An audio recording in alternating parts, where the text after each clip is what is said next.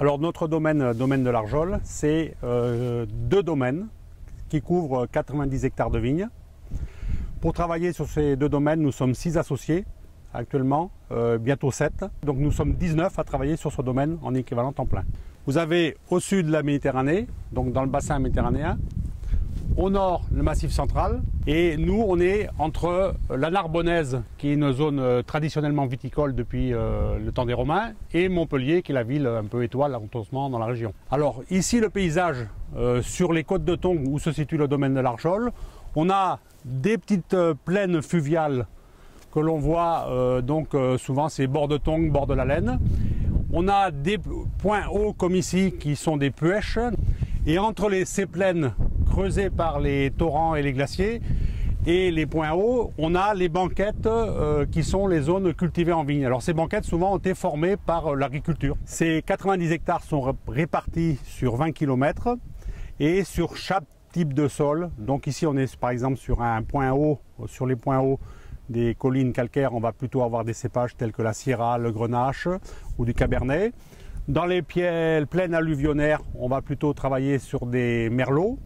Et sur les banquettes calcaires, donc toutes ces terrasses qui sont bien exposées, on va travailler plutôt sur des blancs, c'est-à-dire Chardonnay, Sauvignon et Muscat Petit Grain, qui est un cépage emblématique de la région. L'ensemble de nos produits sont vinifiés sur place, mis en bouteille et commercialisés directement, avec des ventes qui représentent à peu près 80% du chiffre d'affaires à l'export. En 1994, on a commencé à travailler avec un groupe local de protection raisonnée, c'est-à-dire on raisonnait nos interventions avec des techniciens qui nous suivaient.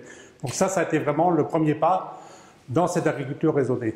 Ensuite, en 1997, nous sommes rentrés dans le réseau phare. En 2000, nous avons adhéré à la démarche Terravitis puisque nous étions en conformité avec ce que le cahier des charges nous demandait. En 2008, nous avons intégré un travail très important sur le syndicat des Côtes de Tongue pour l'amélioration de la biodiversité. Et depuis 2 ans maintenant, nous faisons partie aussi des fermes éco-phyto. Suite au Grenelle de l'environnement, il y a eu la mise en place des fermes éco-phyto. Donc ça, c'est les points un peu marquants dans la vie du domaine qui font que, disons, il y a des étapes qui sont suivies et qui amènent des raisonnements sur l'ensemble des pratiques. Dans l'aspect durable de notre exploitation, il y a un point fort qui est le côté environnemental. Alors notre souci majeur actuellement, c'est d'arriver à maintenir la qualité de l'eau. Donc être respectueux des pratiques par rapport à la qualité de l'eau, c'est-à-dire de la rivière Tongue, la rivière Laine, toutes les eaux souterraines. Donc ça, c'est un point fort. Et l'autre élément fort, qui est un travail qui se fait au niveau du syndicat des Côtes de Tongue, c'est le développement et l'amélioration des bonnes conditions de biodiversité.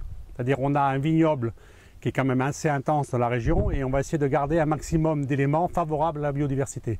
Donc on a des programmes de plantation de haies, de restauration de zones humides, d'aménagement de mares temporaires, on a des friches qui sont réouvertes, sur lesquelles cette année d'ailleurs on a pu retrouver des orchidées qui sont sorties.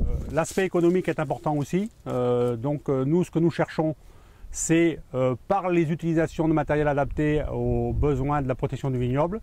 La réduction du phyto avec l'appareil à panneau récupérateur est un élément qui est intéressant puisque par exemple sur 2011 j'ai fait 4 000 € d'économie de phyto. Alors ça c'est vraiment l'économie réelle. Et un autre point qui est important aussi, c'est qu'on développe depuis maintenant 7 ans des parcelles en conduite non taillée, non palissée. Donc c'est vraiment une conduite minimale de la parcelle, mais qui donne de très bons résultats en termes de produits. Et on est sur des coûts de main-d'œuvre et de pénibilité au travail bien inférieurs à ce qu'on peut trouver sur les autres parcelles. Je pense que quelque chose qui est très marquant, c'est que le fait d'être 6 associés et bientôt 7, c'est une durabilité d'exploitation, enfin une durabilité sociale de l'exploitation qui est intéressante puisque la transmission se fait que par 15-20% de l'exploitation. Donc il y a un volet transmission qui ne pèse pas lourd sur l'exploitation. Dans ces 6 et bientôt 7 associés, toutes les générations se représentaient. Donc c'est une durabilité aussi dans les générations par rapport au fonctionnement global de l'exploitation.